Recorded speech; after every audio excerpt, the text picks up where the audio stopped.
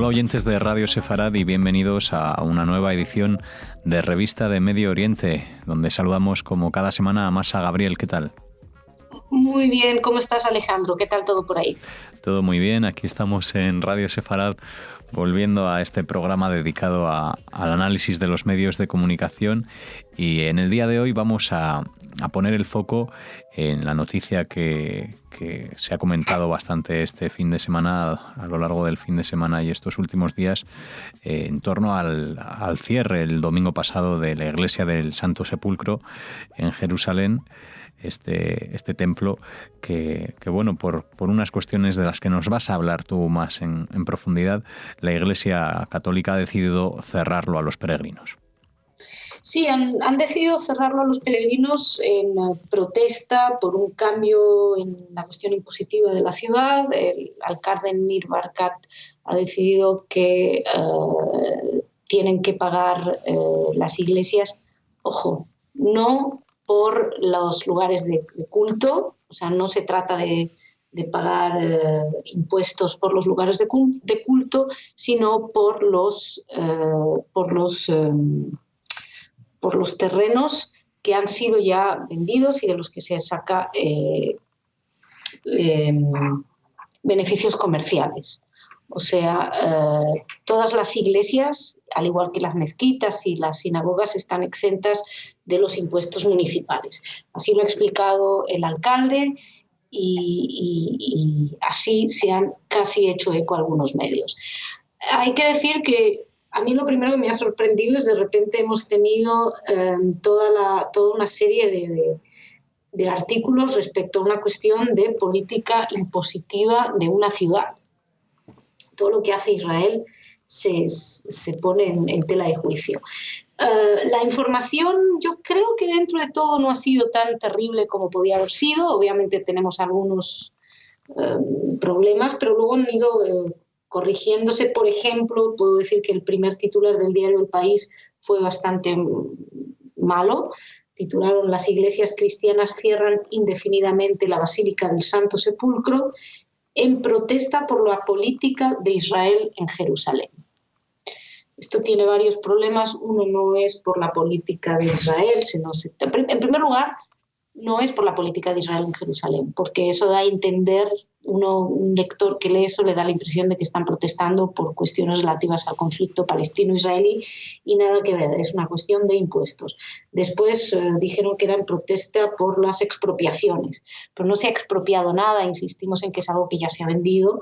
Y en segundo lugar, y al final sí un titular correctísimo en el que se explicaba que las iglesias cierran el Santo Sepulcro en protesta por los impuestos de Israel. Bueno, es un poco incorrecto, debería ser de Jerusalén, porque los impuestos son de la ciudad de Jerusalén. Pero bueno, ya para qué hilar tan fino, aunque realmente se podía haber hecho. En cualquier caso, tenemos también, por ejemplo, la agencia EFE, que escribió una crónica, un artículo sin una sola versión israelí. Estaba toda la indignación de los de los cristianos, explicando por qué les parecía un abuso. Los líderes ortodoxos dijeron que porque explicaban la protesta, etcétera, y sin una sola voz israelí. Seguimos teniendo ese problema. ¿Qué ocurre? Y esto es un gran ejemplo de algo que sucede en una ciudad, que si dicen, esto es injusto, pues ya está, lo dejamos en que es injusto y todos compramos el mensaje de que es una ley injusta, discriminatoria, etc. Pero cuando empiezas a investigar un poquito más, te das cuenta que no tiene que ver que eso. No es una cosa, insisto, no es una cosa los lugares de culto, es una cosa para los beneficios económicos. Y de hecho, la Iglesia es el segundo mayor propietario de territorios en Jerusalén. Uh-huh. Además, se puede decir que Jerusalén tiene el suficiente nombre, ¿no?, como para que como para que un titular se pueda titular, ¿no? Valga la redundancia, con este mismo nombre, al igual que podría hablarse de París, Madrid, Londres u otras ciudades, ¿no? Sin tener que referirlo al país en general. Sí, por supuesto. Bueno, no es lo mismo sí, exacto, no es una ley estatal, es una ley municipal del alcalde, pero bueno, es que no muy difícil, es muy difícil conseguir precisión, incluso en algunos casos dirías que bueno que uno ya nos contentamos con que se expliquen las dos versiones, y esto más o menos es lo que hay. Ahora mismo estaba justo leyendo un artículo publicado el 27 de febrero en el ABC que lo explica bastante bien. El Arnona, el impuesto que impondrá Jerusalén a la Iglesia cristiana por sus terrenos comerciales.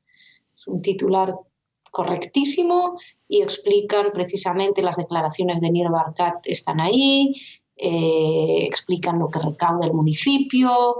La verdad es que no solemos recomendar artículos, pero vamos, se podría recomendar porque por lo que estoy viendo, no lo he terminado, pero por lo que estoy viendo está bastante correcto.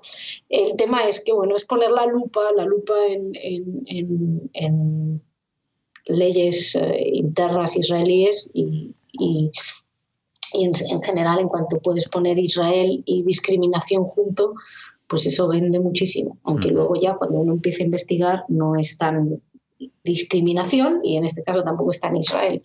Pero bueno. Sí, se puede decir que en este caso al menos son más cosas de los titulares que en realidad fallos o incorrecciones en lo que se desarrolla, ¿no? en la noticia y en el cuerpo. Además creo que es un proyecto de ley, ni siquiera estamos hablando de una ley que se haya puesto en marcha, o sea que... Pero es gracioso, leía un tuit de alguien que decía, en cuanto se trata de quitarle derechos a la Iglesia, todo el mundo salta encantado, a menos que sea en Israel, en cuyo caso todo el mundo está indignado. Pero bueno, tampoco esto es quitar derechos concretamente, es más complejo. Pero debo decir que sorprendentemente ha habido cierto cuidado con esa información. Bueno, pues esto es lo que refería a esta noticia que se ha comentado bastante en medios españoles, seguramente en medios internacionales también ha sido sonada. Sí. Y no sé si quieres añadir algo más en el programa de hoy. No, seguimos trabajando con la cuestión de Ahed Tamimi, pero ya hemos hablado bastante de ese tema. Seguimos viendo muchos problemas en la cobertura en términos generales. Ahora, justo ayer detenían a Mohamed Tamimi, que era el primo. Hay una confusión según la cual no sabemos. Se busca, digamos que se está buscando justificar lo que hizo Ahed Tamimi diciendo que es porque a su primo le habían disparado con una bala recauchutada. Luego resulta que lo detuvieron. Según el COGAT que gestiona eso, el chico habría dicho que en el fondo se hirió haciendo bicicleta, pero los reportes médicos no parecen confirmar esa versión del COGAT. Es decir, todo esto no está saliendo en medios españoles, pero en los medios americanos algo sí ha salido. Y luego otra cosa interesante que nos cambia completamente, bueno, no completamente, pero nos lleva a otra frontera, nos lleva a una frontera concreta que es la del Líbano.